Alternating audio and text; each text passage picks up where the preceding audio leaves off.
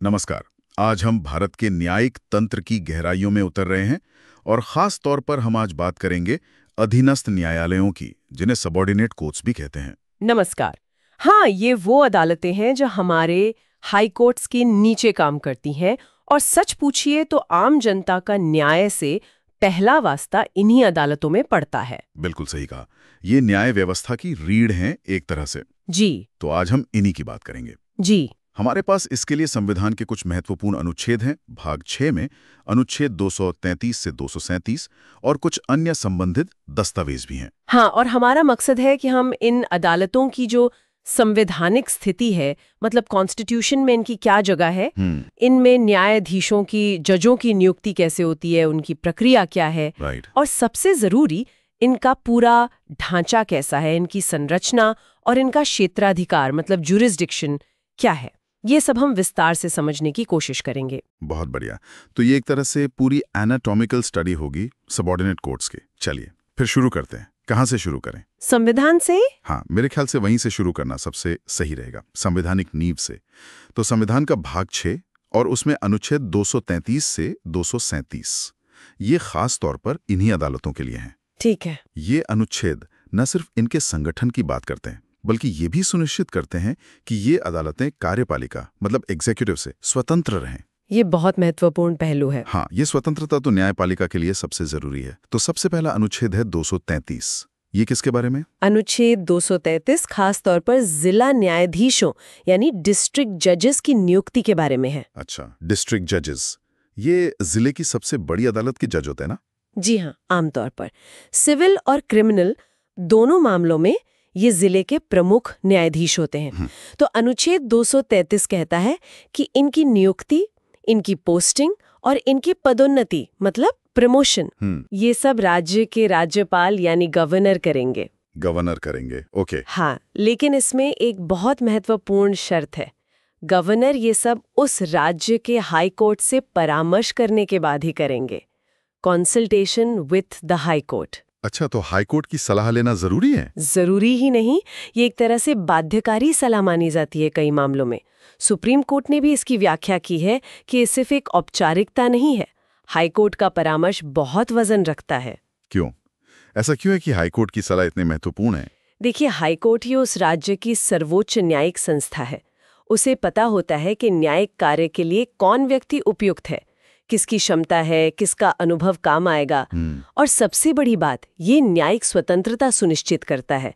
अगर नियुक्ति सिर्फ कार्यपालिका के हाथ में हो तो राजनीतिक प्रभाव की आशंका बनी रहती है। हाईकोर्ट का शामिल होना उस आशंका को कम करता है। समझ गया। तो नियुक्ति, पोस्टिंग, प्रमोशन तीनों में हाईकोर्ट की सलाह पर गवर्नर फैसला लेंगे। अच्छा, अब डिस्ट्रिक्ट जज बनने के लिए योग्यताएं क्या हैं? कौन बन सकता है? हाँ, अनुच्छेद 233 में ही योग्यताएं भी बताई गई हैं। मुख्य रूप से 2-3 शर्तें हैं। बताइए। पहली शर्त ये है कि वो व्यक्ति जो डिस्ट्रिक्ट जज बनना चाहता है वो पहले से केंद्र सरकार या राज्य सरकार की किसी सेवा में मतलब सरकारी नौकरी में नहीं होना चाहिए। अच्छा, सरकारी नौकरी में ना हो। क्यों? कोई खास वजह? हाँ, इसकी वजह भी स्वतंत्रता ही है। अगर कोई व्यक्ति पहले से सरकार के अधीन काम कर रहा है तो हो सकता है कि न्यायिक पद पर आने के बाद भी वो उस प्रभाव से पूरी तरह मुक्त ना हो पाए, इसलिए ये शर्त रखी गई है। ठीक है, ये समझ आता है। और दूसरी शर्त? दूसरी शर्त अनुभव से जुड़ी है। उस व्यक्ति को कम से कम 7 साल तक अधिवक्ता यानी एडवोकेट या प्लीडर के तौर पर प्रैक्टिस करने का अनुभव होना चाहिए। 7 साल का अनुभव, ये क्यों जरूरी है? देखिए, डिस्ट्रिक्ट जज का पद बहुत जिम्मेदारी का है। उन्हें जटिल कानूनी मामलों को सुनना और फैसला करना होता है। 7 साल का वकालत का अनुभव ये सुनिश्चित करता है कि व्यक्ति को कानून की बारीकियों, अदालती प्रक्रिया और साक्ष्य के मूल्यांकन का अच्छा ज्ञान हो। ये एक तरह का न्यूनतम मानक है। सही है, प्रैक्टिकल एक्सपीरियंस जरूरी है। और तीसरी शर्त? तीसरी शर्त फिर से हाईकोर्ट से जुड़ती है। हाईकोर्ट द्वारा उस व्यक्ति की नियुक्ति के लिए सिफारिश की जानी चाहिए, रिकमेंडेशन बाय द हाईकोर्ट। अच्छा, तो पहले हाईकोर्ट सिफारिश करेगा, फिर गवर्नर नियुक्ति करेंगे? जी, हाईकोर्ट अपनी प्रक्रिया के तहत योग्य उम्मीदवारों का आकलन करता है, उनका इंटरव्यू हो सकता है, उनके रिकॉर्ड देखे जाते हैं और फिर वो एक पैनल या नाम राज्यपाल को भेजता है। तो ये पूरी प्रक्रिया है डिस्ट्रिक्ट जज की नियुक्ति की। सरकारी सेवा में ना हो, 7 साल वकालत और हाईकोर्ट की सिफारिश। बिल्कुल, ये तीनों मिलकर सुनिश्चित करते हैं कि योग्य और स्वतंत्र व्यक्ति ही इस महत्वपूर्ण पद पर आए। इसमें एक अनुच्छेद 233A का भी जिक्र है, ये क्या है? हाँ, अनुच्छेद 233A बाद में जोड़ा गया था। ये एक तरह का वैलिडेशन क्लॉज है। वैलिडेशन क्लॉज मतलब ये कि भूतकाल में, अतीत में कुछ डिस्ट्रिक्ट जजेस की नियुक्तियां, पोस्टिंग या प्रमोशन हुए थे या उनके द्वारा कुछ फैसले दिए गए थे जिनमें शायद अनुच्छेद 233 की प्रक्रिया का पूरी तरह पालन नहीं हुआ था। कुछ तकनीकी कमी रह गई थी। अच्छा। तो उन नियुक्तियों या फैसलों को अमान्य होने से बचाने के लिए उन्हें पूर्वव्यापी रूप से, मतलब रेट्रोस्पेक्टिवली मान्य करने के लिए ये अनुच्छेद लाया गया था। ये सुनिश्चित करता है कि पुरानी तकनीकी खामियों की वजह से न्यायिक प्रक्रिया पर सवाल न उठे। समझ गया। ये एक तरह से सिस्टम को बचाने का तरीका था। ठीक है, तो ये तो हुई डिस्ट्रिक्ट जजेस की बात। हाँ। अब जिले में डिस्ट्रिक्ट जज के अलावा भी तो और जज होते हैं ना? हाँ, बिल्कुल होते हैं। डिस्ट्रिक्ट जज के नीचे कई और न्यायिक अधिकारी काम करते हैं। उनकी नियुक्ति कैसे होती है? क्या उसके लिए भी यही प्रक्रिया है? नहीं, उनकी नियुक्ति के लिए अनुच्छेद 234 में प्रावधान है। ये डिस्ट्रिक्ट जजेस से अलग है। अच्छा, अनुच्छेद 234 क्या कहता है? ये कहता है कि जिला न्यायाधीशों के अलावा राज्य की न्यायिक सेवा, जुडिशियल सर्विस के अन्य सदस्यों की नियुक्ति भी राज्यपाल ही करेंगे। नियुक्ति यहाँ भी राज्यपाल ही करेंगे? हाँ, लेकिन यहाँ परामर्श की प्रक्रिया अलग है। यहाँ राज्यपाल को राज्य लोक सेवा आयोग यानी state public service commission, SPSC, जैसे यूपीएससी केंद्र में है वैसे राज्यों में SPSC। जी हाँ, वही तो SPSC और संबंधित हाईकोर्ट इन दोनों से परामर्श करने के बाद ही राज्यपाल नियुक्ति करेंगे। अच्छा, तो यहाँ SPSC भी आ गया। डिस्ट्रिक्ट जज में SPSC नहीं था, सिर्फ हाईकोर्ट था। सही कहा। अनुच्छेद 234 के तहत होने वाली नियुक्तियों में, जिन्हें अक्सर सबऑर्डिनेट जुडिशरी या PCSJ, provincial civil service judicial branch कहा जाता है, उसमें SPSC की भूमिका महत्वपूर्ण होती है। SPSC की क्या भूमिका होती है? आमतौर पर SPSC इन पदों के लिए एक प्रतियोगी परीक्षा आयोजित करता है। प्रिलिमिनरी एग्जाम, मेंस एग्जाम, फिर इंटरव्यू। ये पूरी प्रक्रिया SPSC मैनेज करता है। अच्छा, तो ये परीक्षा पास करनी होती है? हाँ, और इस पूरी प्रक्रिया में हाई कोर्ट से भी परामर्श लिया जाता है। परीक्षा के सिलेबस से लेकर इंटरव्यू पैनल तक में हाई कोर्ट का इनपुट हो सकता है। अंतिम चयन सूची भी हाई कोर्ट के परामर्श से ही फाइनल होती है। तो यहाँ SPSC परीक्षा और चयन प्रक्रिया का प्रबंधन करता है और हाई कोर्ट न्यायिक योग्यता और उपयुक्तता पर अपनी राय देता है। बिल्कुल सही समझा आपने। ये एक मिलीजुली प्रक्रिया है जिसमें प्रतियोगी परीक्षा की निष्पक्षता और न्यायिक समझ दोनों का ध्यान रखा जाता है। ठीक है, तो अनुच्छेद 233 में डिस्ट्रिक्ट जज की नियुक्ति हाईकोर्ट की सलाह पर और अनुच्छेद 234 में अन्य न्यायिक अधिकारियों की नियुक्ति SPSC और हाईकोर्ट की सलाह पर। दोनों ही मामलों में नियुक्ति प्राधिकारी राज्यपाल हैं। जी बिल्कुल। अब नियुक्ति हो गई, जज साहब अपनी कुर्सी पर बैठ गए, लेकिन इन सभी निचली अदालतों के रोजमर्रा के कामकाज पर, उनके प्रशासन पर नियंत्रण किसका रहता है? क्या वो स्वतंत्र रूप से काम करते हैं या कोई उनके ऊपर है? ये बहुत ही अहम सवाल है और इसका जवाब हमें अनुच्छेद 235 में मिलता है। ये अनुच्छेद न्यायिक स्वतंत्रता की जड़ है, खास तौर पर निचली अदालतों के लिए। अनुच्छेद 235 क्या कहता है? ये साफ तौर पे कहता है कि जिला अदालतों, डिस्ट्रिक्ट कोर्ट्स और उनसे नीचे की सभी अदालतों पर नियंत्रण, कंट्रोल पूरी तरह से हाईकोर्ट में निहित होगा। पूरी तरह से हाईकोर्ट में? नियंत्रण का मतलब क्या है यहाँ? नियंत्रण का मतलब यहाँ व्यापक है। इसमें जजों की पोस्टिंग कहाँ होगी, उनका प्रमोशन कब और कैसे होगा, उन्हें छुट्टी कौन देगा, यहाँ तक कि उनके खिलाफ अनुशासनात्मक कार्रवाई का अधिकार भी हाईकोर्ट के पास ही है। अच्छा, मतलब एडमिनिस्ट्रेटिव और डिसिप्लिनरी दोनों तरह का कंट्रोल हाईकोर्ट के पास है। जी हाँ। अनुच्छेद 335 ये सुनिश्चित करता है कि निचली अदालतों के जज बिना किसी बाहरी दबाव के, खास तौर पर कार्यपालिका या स्थानीय राजनीतिक दबाव के, अपना काम कर सकें। ये क्यों इतना जरूरी है?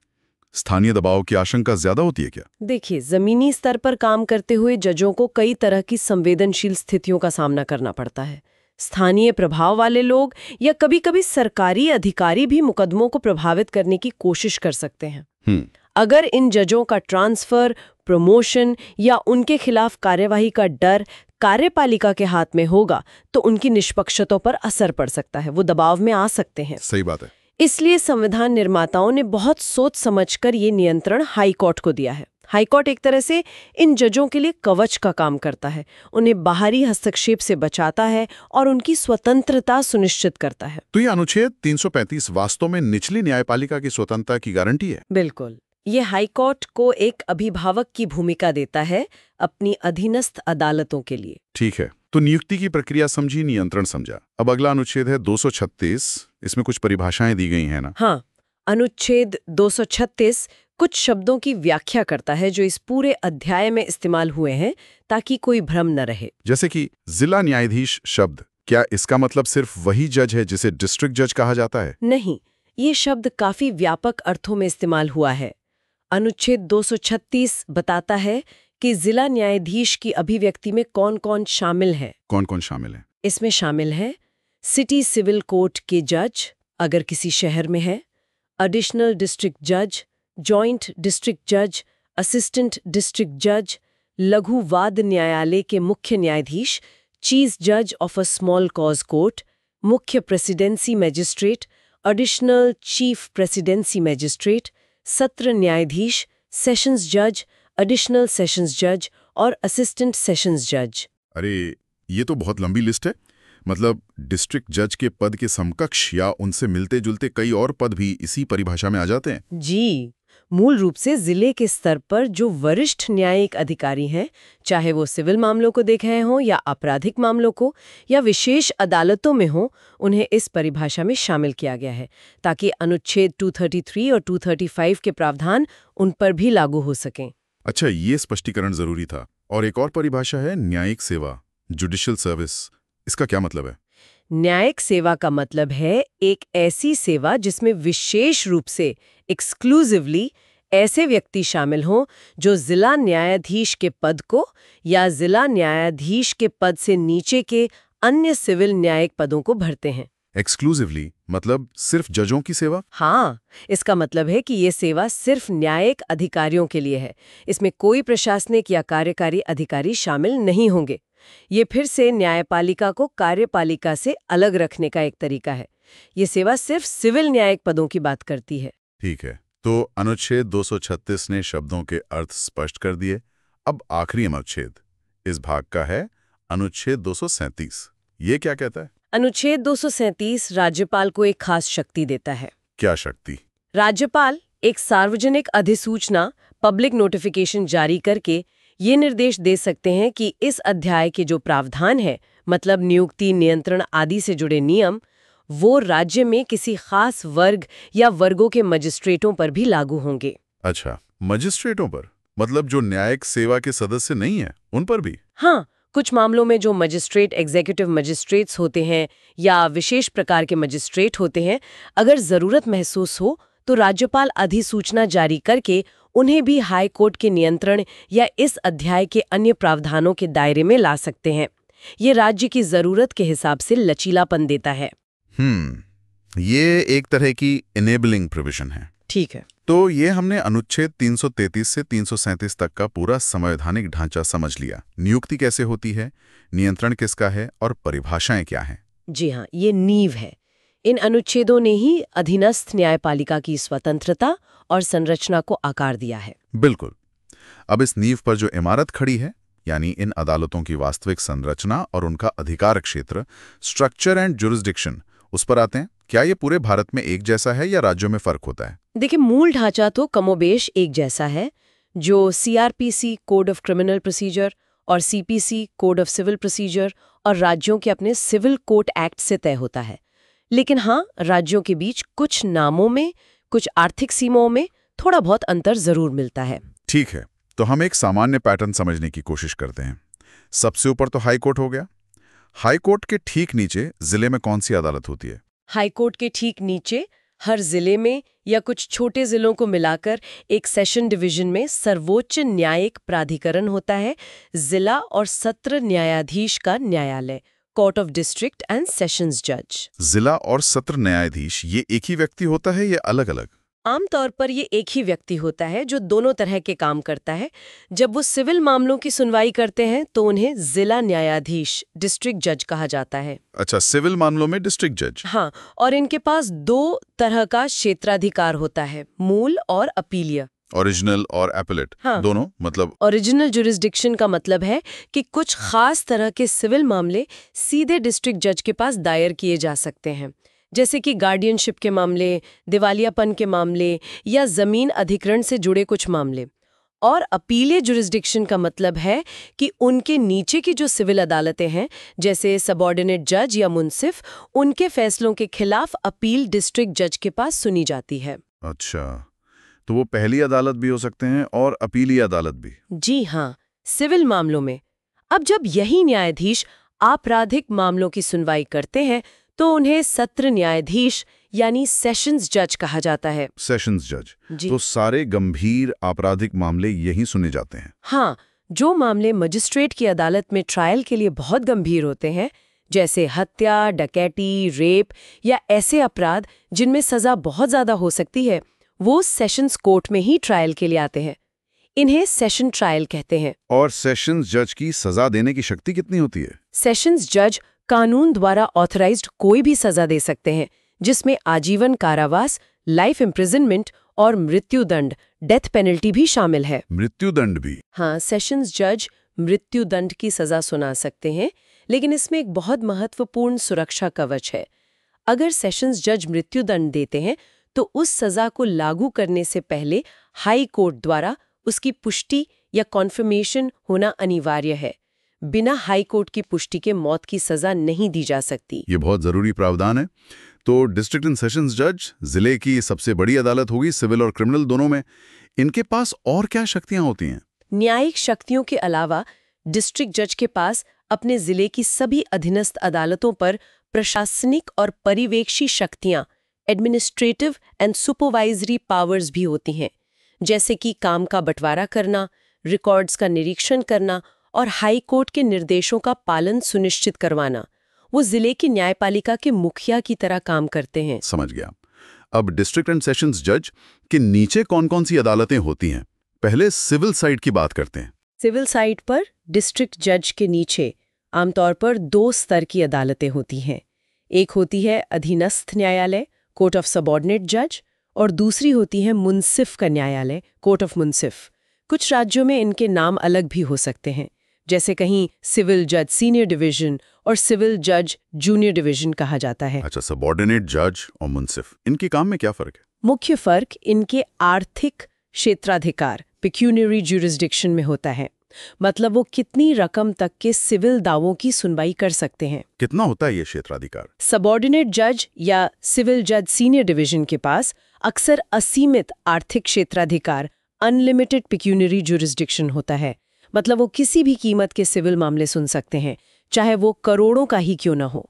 जाहिर है ये राज्य के कानून पर निर्भर करता है, पर सामान्यतः ऐसा ही होता है। अनलिमिटेड मतलब डिस्ट्रिक्ट जज जितनी? हाँ, आर्थिक सीमा के लिहाज से देखें तो कई राज्यों में सबऑर्डिनेट जज के पास डिस्ट्रिक्ट जज जितनी ही शक्ति होती है। अपीलें अवश्य डिस्ट्रिक्ट जज के पास जाती है एक सीमा तक। अच्छा, और मुंसिफ? मुंसिफ या सिविल जज जूनियर डिवीजन का क्षेत्राधिकार सीमित होता है। वो केवल एक निश्चित आर्थिक सीमा तक के यानी छोटे मूल्य के सिविल मामलों की ही सुनवाई करते हैं। ये सीमा हर राज्य में अलग अलग तय होती है। तो कम रकम वाले मामले मुंसिफ के पास और ज्यादा रकम वाले या असीमित सबऑर्डिनेट जज के पास? जी, मोटे तौर पर यही व्यवस्था है सिविल साइड में। ठीक है, अब आते हैं क्रिमिनल साइड पर। सेशन जज के नीचे कौन सी अदालतें होती हैं? आपराधिक मामलों के लिए सेशंस जज के नीचे मुख्य रूप से 2 स्तर के मैजिस्ट्रेट होते हैं। मुख्य न्यायिक magistrate, chief judicial magistrate CJM, और न्यायिक मैजिस्ट्रेट, जुडिशियल मैजिस्ट्रेट। सीजेएम और जुडिशियल मैजिस्ट्रेट, इनके अधिकारों में क्या अंतर है? मुख्य अंतर सजा देने की शक्ति में है। चीफ जुडिशियल मैजिस्ट्रेट उन आपराधिक मामलों का ट्रायल कर सकते हैं जिनमें सजा 7 साल तक की कैद हो सकती है। 7 साल तक की सजा वाले मामले सीजीएम सुन सकते हैं? हाँ, और सीजीएम के पास अपने जिले के अन्य जुडिशियल मैजिस्ट्रेट्स पर कुछ हद तक पर्यवेक्षण की शक्ति भी होती है। और जुडिशियल मैजिस्ट्रेट? जुडिशियल मैजिस्ट्रेट 2 तरह के होते हैं, प्रथम श्रेणी फर्स्ट क्लास और द्वितीय श्रेणी सेकंड क्लास। हालांकि कई राज्यों में अब सिर्फ प्रथम श्रेणी ही होते हैं। जुडिशियल मैजिस्ट्रेट फर्स्ट क्लास उन मामलों की सुनवाई कर सकते हैं जिनमें सजा 3 साल तक की कैद या जुर्माना या दोनों हो सकती है। 3 साल तक की सजा तो अपेक्षाकृत कम गंभीर अपराध यहाँ आते होंगे। जी, छोटे मोटे झगड़े, चोरी, धोखाधड़ी के सामान्य मामले अक्सर जुडिशियल मैजिस्ट्रेट के पास ही आते हैं। ये न्याय व्यवस्था का पहला स्तर होता है आपराधिक मामलों में। तो ये हो गया सामान्य जिलों का ढांचा। सिविल में डिस्ट्रिक्ट जज, सबऑर्डिनेट जज, मुंसिफ, और क्रिमिनल में सेशंस जज, सीजीएम, जुडिशियल मैजिस्ट्रेट। हाँ, ये एक आम तस्वीर है। लेकिन भारत में बड़े शहर भी हैं, मेट्रोपॉलिटन सिटीज। क्या वहां भी यही व्यवस्था है? नहीं, मेट्रोपॉलिटन सिटीज के लिए थोड़ी अलग व्यवस्था है, जिसका जिक्र सीआरपीसी में है। जिन शहरों की आबादी 10 लाख से ज्यादा होती है, उन्हें राज्य सरकार मेट्रोपॉलिटन एरिया घोषित कर सकती है। जैसे दिल्ली, मुंबई, कोलकाता, चेन्नई। हाँ, बिल्कुल। इन शहरों में सिविल मामलों के लिए जिला न्यायाधीश की जगह सिटी सिविल कोर्ट्स हो सकते हैं। City civil court? जी। और आपराधिक मामलों के लिए सेशंस जज तो होते ही हैं, लेकिन उनके नीचे सीजेएम और जुडिशियल मैजिस्ट्रेट की जगह मेट्रोपॉलिटन मैजिस्ट्रेट्स होते हैं। Metropolitan magistrate? तो सीजीएम की जगह कौन होता है? सीजीएम की जगह चीफ मेट्रोपॉलिटन मैजिस्ट्रेट होते हैं, और अन्य जुडिशियल मैजिस्ट्रेट्स की जगह मेट्रोपॉलिटन मैजिस्ट्रेट्स होते हैं। इनकी शक्तियां लगभग वैसी ही होती हैं जैसी जिले में सीजेएम और जुडिशियल मैजिस्ट्रेट फर्स्ट क्लास की होती हैं। सीएमएम 7 साल तक की सजा दे सकते हैं और एमएम 3 साल तक की। अच्छा, तो बस नाम अलग हैं, काम और शक्तियां वैसी हैं। हाँ, मूल रूप से ढांचा समान है, बस शब्दावली, नॉमेनक्लेचर महानगरीय क्षेत्रों के लिए अलग है। हमारे स्रोत में लघुवाद न्यायालयों का भी जिक्र था, ये क्या है? हाँ, स्मॉल कॉजेस कोर्ट्स का प्रावधान भी है। ये कुछ खास शहरों में, विशेषकर पुराने प्रेसिडेंसी शहरों जैसे कलकत्ता, बॉम्बे, मद्रास में स्थापित किए गए थे। इनका मकसद क्या है? इनका मुख्य मकसद है छोटे मोटे सिविल मामलों, खासकर किराएदारी या छोटी रकम की वसूली जैसे मामलों का तेजी से निपटारा करना। इनकी प्रक्रिया थोड़ी सरल होती है ताकि मामले जल्दी सुलझें। अच्छा, तो ये भी सिविल कोर्ट हैं, पर छोटे मामलों के लिए? जी। और इनके फैसलों के खिलाफ आमतौर पर अपील नहीं होती, बल्कि हाई कोर्ट में उनकी समीक्षा यानी रिवीजन के लिए जाया जा सकता है। ये त्वरित न्याय के लिए बनाए गए हैं। ठीक है। और अंत में स्रोत में न्याय पंचायत, ग्राम कचहरी जैसे कुछ स्थानीय निकायों का भी उल्लेख है। क्या ये भी इसी न्यायिक ढांचे का हिस्सा है? देखिए, ये औपचारिक अधीनस्थ न्यायपालिका, फॉर्मल सबऑर्डिनेट जुडिशरी का हिस्सा नहीं है। ये गांव के स्तर पर स्थापित स्थानीय निकाय हैं जो बहुत ही छोटे मोटे दीवानी और फौजदारी विवादों को आपसी सहमति से या स्थानीय रीति रिवाजों के अनुसार सुलझाने का प्रयास करते हैं। इनका कानूनी आधार और शक्तियां राज्यों के पंचायती राज कानूनों के तहत अलग अलग होती हैं। ये औपचारिक अदालतों का बोझ कुछ हद तक कम करने में सहायक हो सकते हैं, लेकिन ये संविधान के भाग 6 के तहत स्थापित अधीनस्थ न्यायालय नहीं है। समझ गया, वो एक अलग ज्यादा अनौपचारिक स्तर है। तो हमने आज अधीनस्थ न्यायालयों के पूरे सिस्टम को काफी विस्तार से देखा। हाँ, हमने उनकी संवैधानिक स्थिति अनुच्छेद 233 से 237 के तहत, जिसमें नियुक्ति की प्रक्रिया और हाईकोर्ट का नियंत्रण शामिल है, और फिर हमने उनकी सामान्य संरचना, जिला स्तर से लेकर नीचे तक, सिविल और आपराधिक मामलों में उनके अलग अलग क्षेत्राधिकार और मेट्रोपॉलिटन शहरों की विशेष व्यवस्था को भी समझा। बिल्कुल, ये एक काफी व्यवस्थित ढांचा लगता है जो संविधान द्वारा स्थापित है और जिसकी स्वतंत्रता हाईकोर्ट सुनिश्चित करता है। जी, ढांचा तो व्यवस्थित है, लेकिन यहाँ एक विचारणीय प्रश्न ये उठता है, और शायद हमारे श्रोताओं के लिए भी सोचने का बिंदु हो सकता है। हाँ, जरूर। कि